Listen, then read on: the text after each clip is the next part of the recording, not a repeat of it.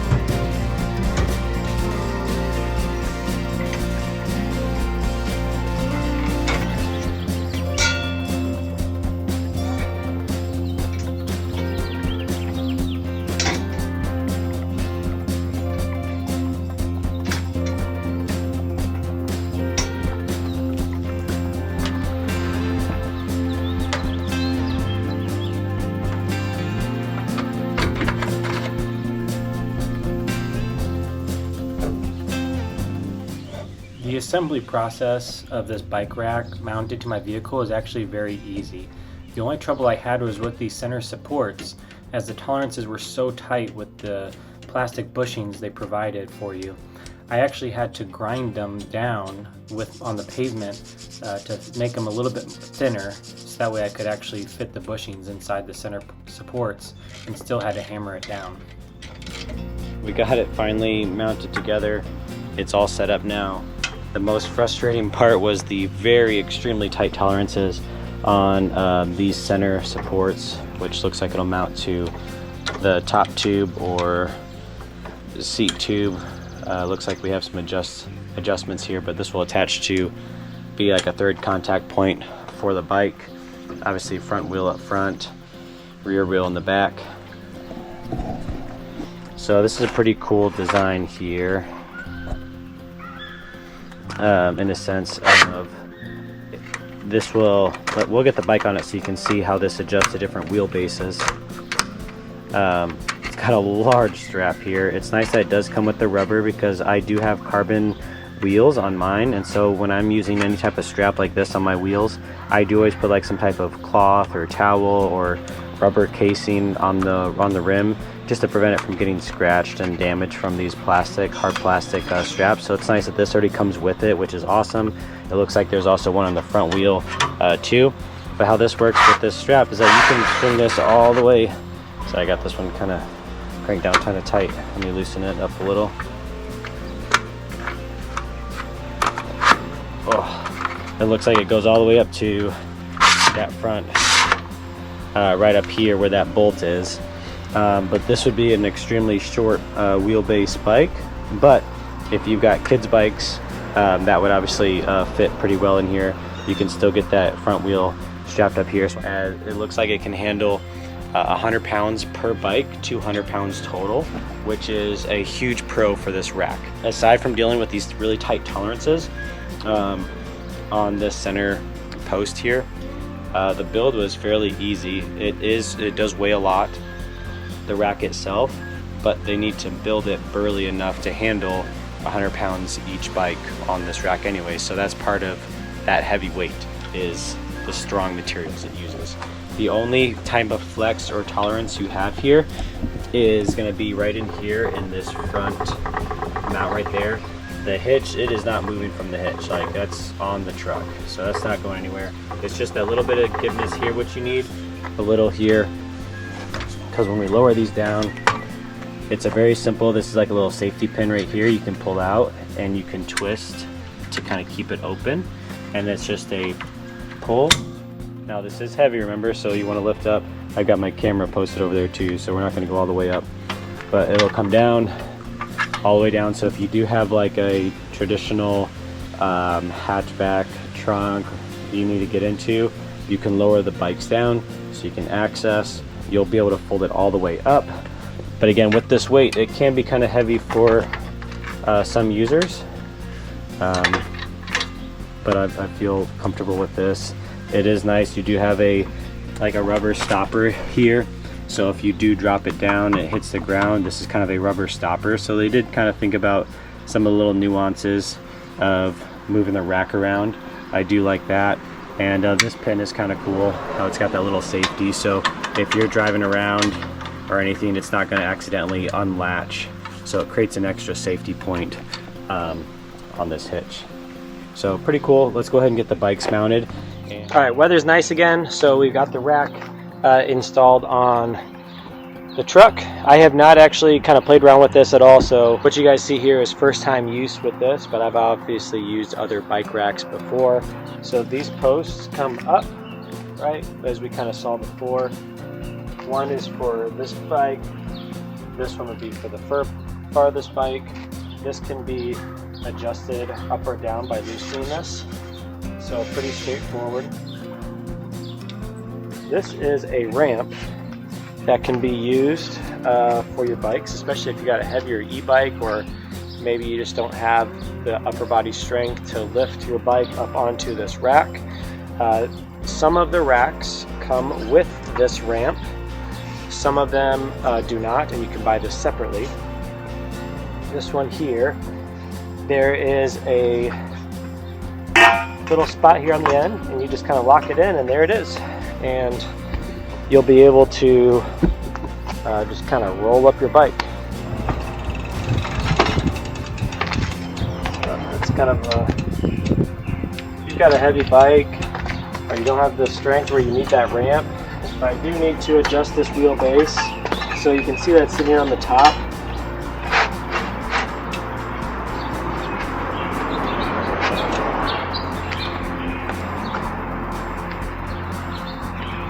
We'll put this massive strap across.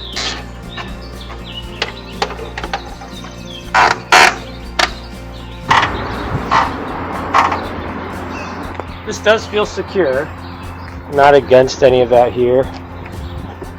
Some of the pieces just do feel a little awkward with just kind of how this strap is pulled in here. Maybe this could have been better. It's hard to really say. Maybe if there was a little bit higher point here, just because you can see how the strap's a little kind of pulled off, but it is holding this in fine. Even though it's rubber, that rubbing can eventually wear down that paint. I know I've seen it before with other frames that kind of clamp down on the top of the top tube. I do like a lot of the racks that kind of clamp onto the tires and cinch it down. Less wheel and frame contact, but this bike does feel secure on this rack. I don't feel any movement happening. That does feel secure though. What to do with this, I'm not really sure. I don't know if there's a way to mount this somewhere so it stays with the frame. I don't know if you just throw this in the car. It'd be kind of awkward, right?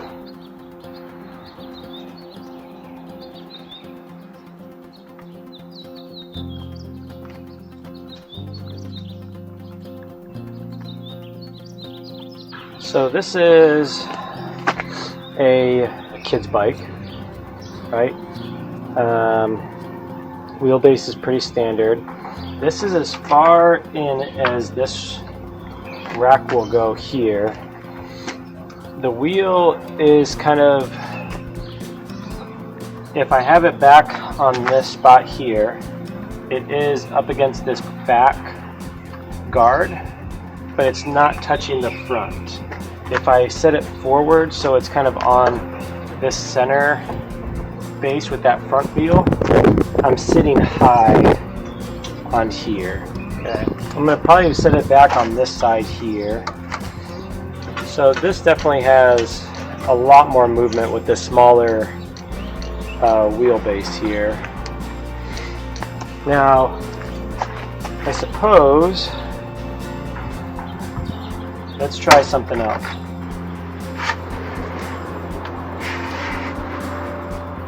Alright, so I moved this to the back. The problem with doing that was that it was much harder to get that adjustment and locking it in, but once you know where it sits, it does feel better. I also dropped this down to the seat tube rather than the seat post. It just felt like it fit better. I was able to crank that down more. We could potentially maybe move that in so I sit further down. But I think where the strap is, it wants to pull into that bar more, so we're just going to keep it where it was. So we'll take this out for a ride and see how the rack does on the road and some different trails and terrain that we got out there.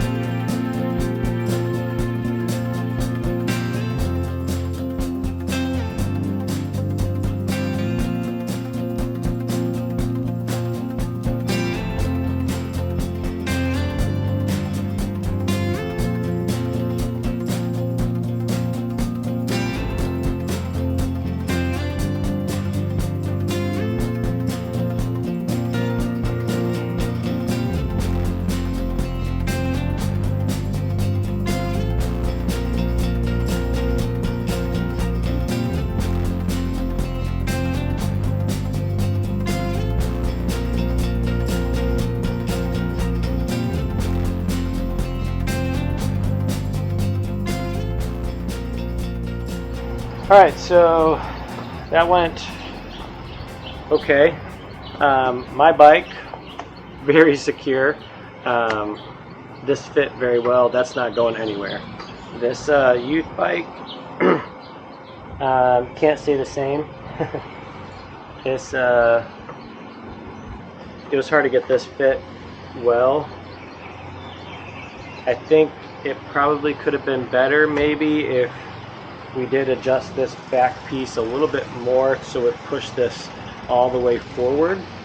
Let me show you kind of what that would look like, I guess. But the more forward we get, the more off we get from the center post. So it kind of needs to sit further back for the center post here. It does have some movement available, but the clip kind of gets in the way too. So the kid's bike did not fit well on here. Now if you're just going to stay on the road and stay on those smoother paths, smoother drives, shouldn't be any issue. I mean, it's not going to fall off, right? It's just, it moves around a lot. The more movement you have, the more rubbing you have on the frame, on the wheels, it just creates wear that's not necessary, right? But you obviously saw I took it through some pretty rough terrain as well, and you saw the bikes kind of bouncing around. My bike looked very secure. This one was obviously going all over the place. And now that I have this front one set up where I need it to be for that bike, I'm always going to try to use this back one, this back rack for that bike. If I'm using a different bike or if I got someone else riding with me, I'll use this front rack out here as that extra bike that I'll adjust when I need to. And then when we're done, just going to pull this pin, grab this rack, and remember to kind of hold it. It does have some weight, so if you just release it, it'll drop down. We're going to pull this up, and it's now locked in and ready to go. Thanks for watching.